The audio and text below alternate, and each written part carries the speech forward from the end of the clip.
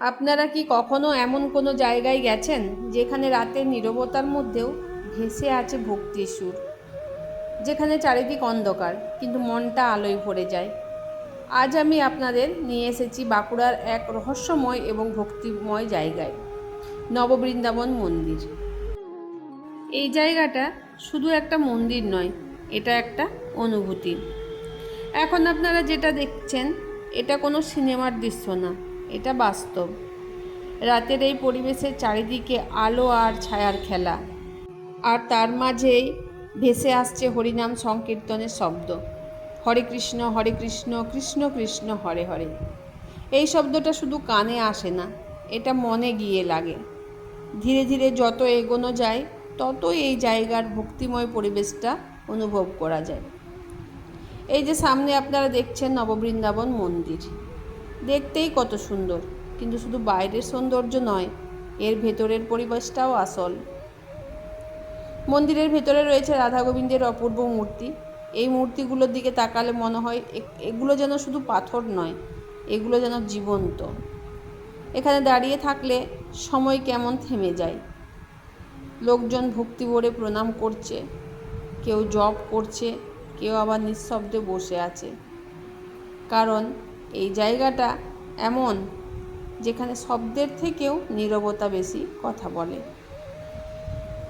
আজকাল আমাদের জীবনে কত ব্যস্ততা, কত দৌড়ঝাঁপ, কিন্তু এমন একটা জায়গায় এলে সব কিছু যেন থেমে যায়।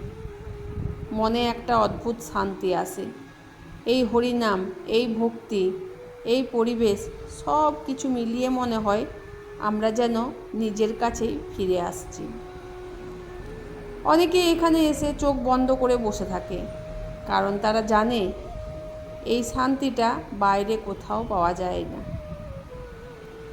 আপনাদের একটা প্রশ্ন করি, আপনারা কি কখনো এমন কোনো জায়গায় গেছেন যেখানে গিয়ে মনে হয়েছে এটাই আসল শান্তি? কমেন্টে অবশ্যই লিখে জানাবেন। আর যদি এই মন্দিরে আগে এসে থাকেন, তাহলে আপনার অভিজ্ঞতাও শেয়ার করবেন। এই নববৃন্দাবন শুধু একটা মন্দির নয়, এটা একটা অনুভূতি।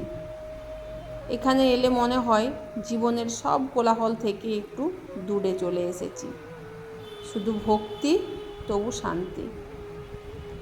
রাতের এই পরিবেশ, এই আলো, এই হরিনাম, সব মিলিয়ে এটা এমন একটা অভিজ্ঞতা যেটা ভাষায় পুরোটা বোঝানো যায় না। এটা শুধু অনুভব করতে হয়।